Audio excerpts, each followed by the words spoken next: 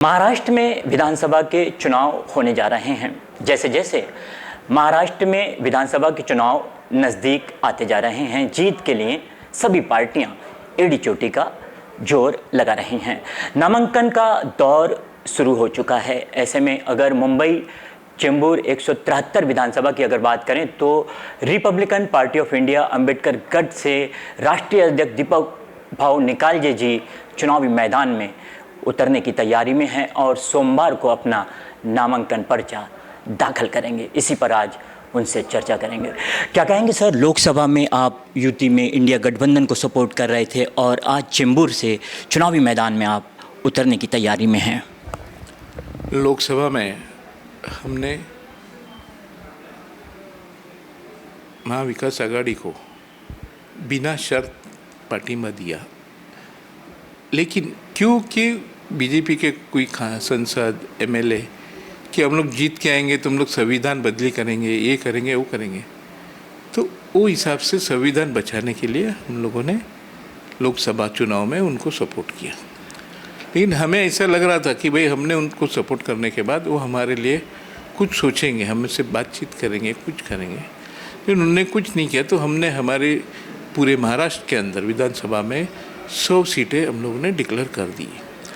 लेकिन बाद में कार्यकर्ताओं का रोष ऐसा था कि भाई आप खुद भी चेंबूर विधानसभा से लड़ो, इस बार हम लोग ये सीट निकल के रहेंगे। तो हम लोग सब लोग की इच्छा थी करके में इलेक्शन नामांकन। किन मुद्दों को लेकर मतदाताओं के पास पहुंचेंगे? जैसे कि आप 2 बार चुनाव लड़ चुके हैं, वोटिंग आपको मतदाताओं ने आपको प्यार दिया है, तो किन मुद्दों को लेकर इस बार 2024 में आप मतदाताओं के पास पहुंचेंगे?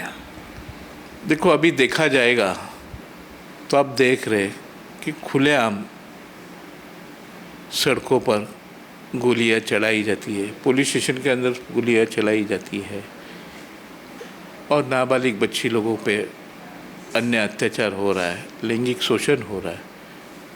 तो सिक्योरिटी ऐसी कोई नाम की चीज़ नहीं है। पहले हम लोग बिंदास घूमते थे महाराष्ट्र के अंदर, बच्चे लोग लड़की लोग सब अच्छे घूमते थे। आज इतनी तकलीफ आ रही कि शाम होने के बाद बच्चे लोगों को डर लगने लगा है। तो वो हिसाब से वो मुद्दा है।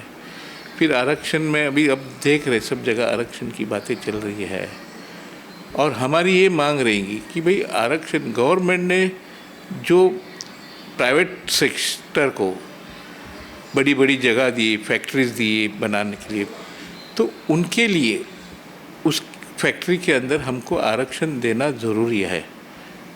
और महंगाई का मुद्दा आप देख रहे हैं, सिलेंडर का क्या भाव था, आज क्या भाव हो गया है, और पेट्रोल का भाव बढ़ने से तरकारी ये वो सब बढ़ रहे हैं। तो वही सब मुद्दे लेके हम लोग चुनाव में उतर। रिपब्लिकन पार्टी ऑफ इंडिया की अगर बात करें तो आप राष्ट्रीय अध्यक्ष हैं, देश भर में आपको चाहने वाले कार्यकर्ता समर्थक मौजूद हैं। ऐसे में 2 बार चुनाव लड़ चुके हैं, चेंबूर विधानसभा से शिकस्त खानी पड़ी है। हालांकि मत की अगर बात करें तो वोट आपको जो मिले हैं वो कहीं ना कहीं ऐसा दिखता है कि जीत की ओर आपको मतदाताओं ने आकर्षित किया है कि चुनावी मैदान में आप जीत की कतार तक पहुंचते पहुंचते हार मिली आपको। ऐसे में इस बार जो 2024 में आप चुनाव लड़ रहे हैं, ताकत ज़्यादा है आपकी, बड़ी है ताकत, राष्ट्रीय अध्यक्ष हैं आप। ऐसे में क्या पाते हैं, क्या देखते हैं कि इस बार जीत हासिल होगी आपको? देखो, अभी चुनाव मुद्दा बोला तो चुनाव लड़ने के बाद क्या होगा क्या नहीं, रिजल्ट आने के बाद मालूम पड़ेगा। लेकिन अपन ये सोच रहे हैं कि जिस समय मैं चुनाव लड़ा था उस समय मतों का विभाजन हुआ था और मुझे अब नहीं लग रहा है कि मतों का विभाजन होगा। तो वो हिसाब से अभी 10 साल से मैं चुनाव भी नहीं लड़ा, इसके पहले 3 बार चुनाव लड़ चुका हूँ।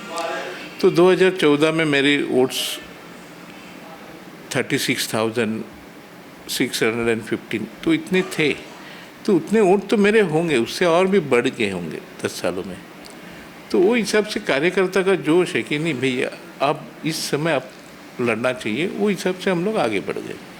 और रही सवाल कि शिवसेना के जो है, तो दोनों शिवसेना आपस में लड़ेंगे, बीजेपी का कोई कैंडिडेट ही नहीं है।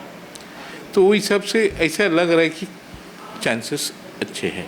शिवसेना के जो पार्टियां, जैसे उद्धव ठाकरे गठ हों या शिंदे गठ की अगर बात करें तो दोनों प्रत्याशी मैदान में होंगे। और साथ ही अगर आपकी बात करें तो रिपब्लिकन पार्टी ऑफ इंडिया के राष्ट्रीय अध्यक्ष होने के नाते से आपकी जो ताकत है, और यहाँ के लोकल हैं आप जो रहे हैं, तो ताकत अगर दोनों की तीनों की तुलना अगर करें तो आपकी कहीं ना कहीं दिखती नज़र आ रही है। ऐसे में जीत की उम्मीदें भी बढ़ सकती हैं।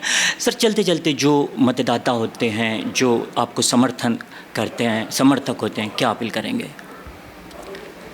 देखो, मतदाता जो है उन्होंने एक फिक्स कर दिया होता है कि भाई ये आदमी, आज उन्होंने देख रहे हैं पूरे चेंबूर में क्या हुआ है क्या नहीं हुआ है, और लोगों को लगता है कि भाई हमने इनको बहुत सपोर्ट किया, इनको बहुत सपोर्ट किया, लेकिन आज तक कुछ नहीं हुआ, या अभी थोड़ा चेंजेस चाहिए, ये चाहिए, वो चाहिए। तो ये भी फैक्टर आ जाता है। और अपना जैसे कि आज तक अपन ने पॉलिटिक्स में सबको हेल्प भी किया, अपन चुनाव बिगड़ लड़े भी, अपन सब लोगों के पास जाके अपील किए, उनके काम किए, लोगों की समस्या छुड़ाने का प्रयास किया है।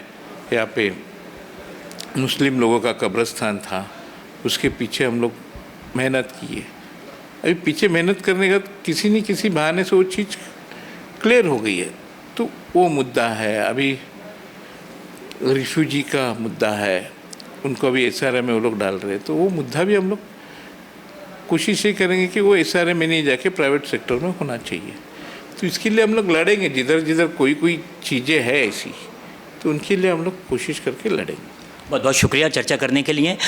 तो अगर मुंबई चेंबूर 173 विधानसभा की अगर बात की जाए तो कांटे की टक्कर यहाँ पर विधानसभा में नज़र आ रही है। शिंदे गुट की बात कर सकते हैं या उद्धव ठाकरे गुट की बात कर सकते हैं, दोनों शिवसेना गुटों के प्रत्याशी आमने सामने नज़र आएंगे, वोट कहीं ना कहीं बढ़ते नज़र आएंगे। ऐसे में रिपब्लिकन पार्टी ऑफ इंडिया के राष्ट्रीय अध्यक्ष दीपक भाव निकालजे भी चेंबूर विधानसभा से चुनावी मैदान में उतर चुके हैं। तो अगर मुंबई चेंबूर विधानसभा की इस सीट की अगर बात करें तो घमासान दिखता नज़र आ रहा है। जीत किसकी होगी ये देखना समझना वाली बात होगी।